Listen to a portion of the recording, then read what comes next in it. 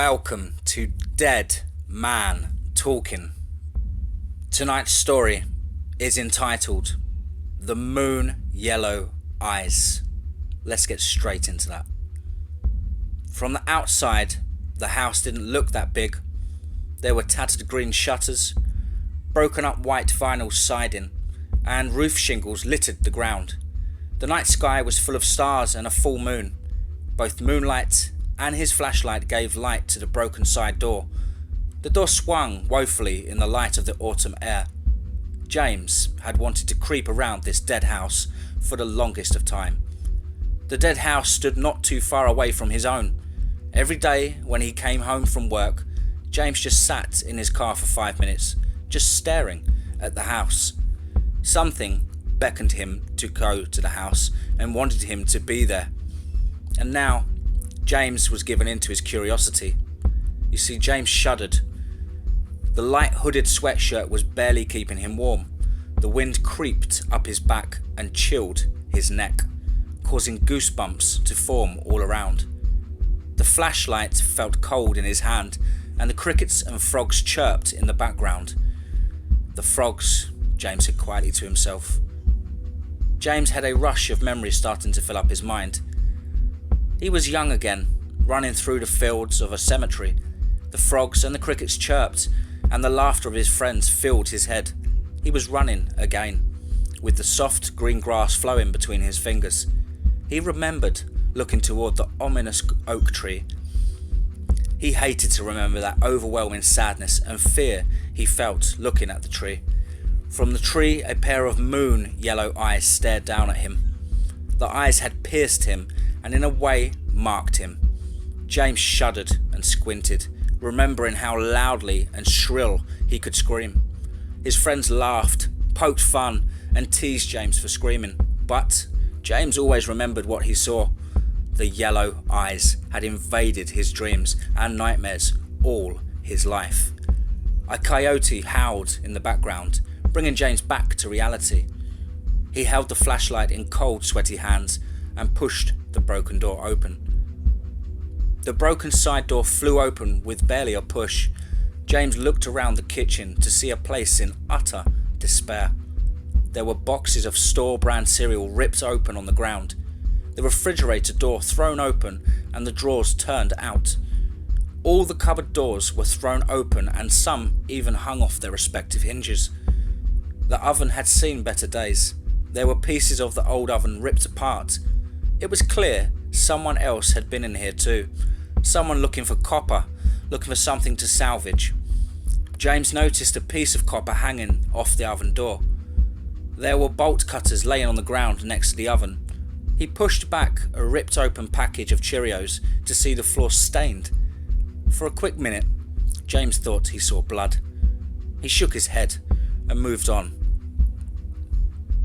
James always felt that his mind was constantly playing tricks on him.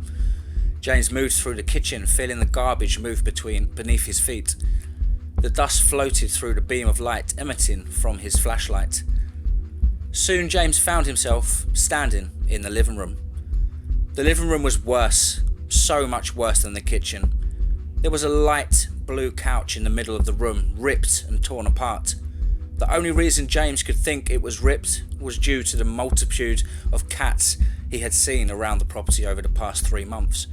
And speaking of cats, there was a dead one in the middle of the floor. James gasped at first. The stench of the dead cat piss, and decay filled his nose. He gagged. Ugh. Jesus Christ. How long has that cat been there? He mused to himself. He took his flashlight off the dead cat and turned towards the TV. The old Sony sat face down and the back pried open, similar to the oven. It had appeared someone was fishing for something to salvage. The amount of zombie houses in the area had brought these scavengers out looking for something they could get their hands on. James focused his attention towards the bedroom. James stepped gingerly around the dead cat, holding his breath as he walked by, and moved towards the open bedroom. James walked into the bedroom. An almost pristine white bed sat in the room. It had seemed so out of place in a dying house The sheets of the bed were still made, and the gorgeous wooden bed frame still stood intact. The rest of the bedroom was infected, however. The paint was peeling off the walls, and the water had begun to pour in from the outside window. He walked over to the window to see that the frame was rotting out. Termites and all sorts of bugs surrounded the window. James looked towards the old dresser to see pictures strewn about. The pictures had begun to shrivel and shrink, just like this old house. James picked up one picture and dusted it off. He held the flashlight in his cold, sweaty hands and pointed it at the picture. It was a black and white picture of an elderly couple sitting next to each other. They were sitting on the front porch of the house. The porch at that time looked very much together, and intact actually, and not decaying like the current porch.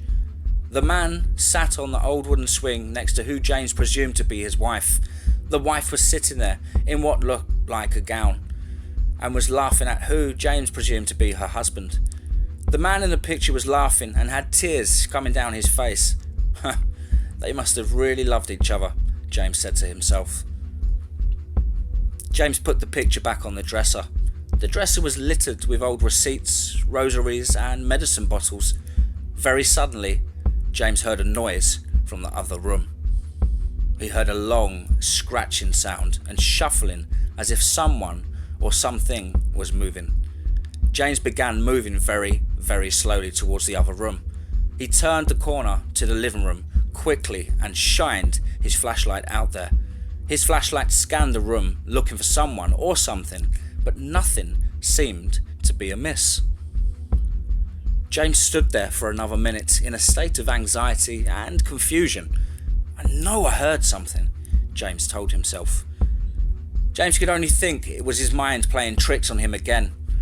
It was at that moment he felt the hair on the back of his neck stand up. "Hang on," he said. "Where did the dead cat go?" James could feel his heart beat faster and his hands getting sweaty. Now the sound was coming from the bedroom. This sound, however, poisoned his ears in a different way. It was the sound of someone ripping and tearing at something. James could hear someone rapidly panting from the other room. James had wanted to run, to get out of there as quickly as he could, but something was telling him to stay and look at what was there. Just do it already. It's probably nothing, probably just a bird or something that got stuck in here, he tried to reassure himself. Okay, on the count of 3, I'll do it, he spoke to himself. 1, 2, 3. James wheeled around and pointed the flashlight in the bedroom. Now James was breathing as fast and was beginning to feel a little lightheaded. In the corner of the bedroom there sat something hunched over and eating the dead cat. James was horrified but couldn't look away. It was a person, he thought. They were gaunt, skinny and wearing a tattered nightgown. The skin was a disgusting grey colour and the hair was long, grey and greasy and falling out. The thing wheeled its head around and stared at James. The eyes of the being pierced him straight through. Something with moon yellow eyes gawked at James. It was a woman, and her mouth and the front of the nightgown were covered in blood. She held the dead cat in one hand and pointed it directly at James. James was frozen. His feet wanted to move, but they were lead. She let out an inhuman scream and pointed at James. All that James could do to answer was scream back. His body found itself and turned around and began running towards the door. The flashlight slipped out of his sweaty hands and James busted the side door open and ran as fast as he could down the gravel driveway. He could see his breath in the dark as he ran up the driveway. He tore open the side door and ran inside. He was greeted in the kitchen by his wife. "Jim, honey, what happened over there?" Jackie said. James didn't know what to say. How in the hell did I get away? Why didn't the thing chase after me? These questions ran through his head. He absent-mindedly walked over to Jackie and just hugged her. James just hugged her and slowly began crying. "Jack, I don't know what to say. There's something, a witch, a demon, a being, Just something evil in that house. James just held Jackie. He didn't feel safe, even in his own house. James, still hugging Jackie, felt goosebumps start to form on Jackie's arms. Jack, what is it? What's wrong? Are you okay? Jackie slowly spoke in a voice that almost surrounded and sounded like a whisper. Jim, I think whatever you're talking about is standing at the door. James wheeled around and pushed Jackie behind him. At the door, she stood, staring at him from the darkness with her cold, soulless, evil eyes. Its hands grasped the screen and began its inhuman scream again. James was scared, confused, and trembling. James thought of the only thing he could do. Wrapped around James's neck was a medal. A medal of the one thing James had always believed in. Saint Michael, the Archangel. James tore it off his neck and screamed, "You leave me and my wife to hell alone. Get out of here and never come back." He screamed at the being. He pointed Saint Michael directly at the being and it froze. It had stopped its scream.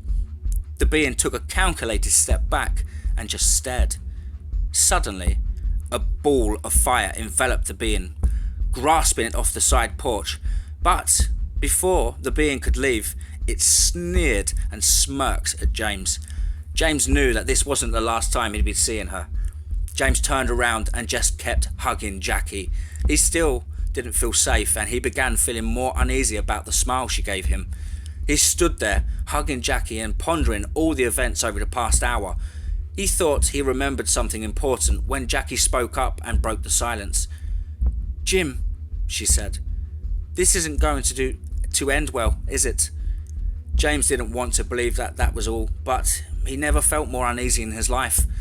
It was at this point it had all come back to James. The dreams, the nightmares that never went away. "Those eyes, Jack," he said. "I'll never forget those eyes from the oak tree." Wow. Hope you guys enjoyed that story. I did find that quite chilling and spooky at the same time. Please do let me know in the comments below. Please do like and share. And remember folks, as always, be safe, not sorry.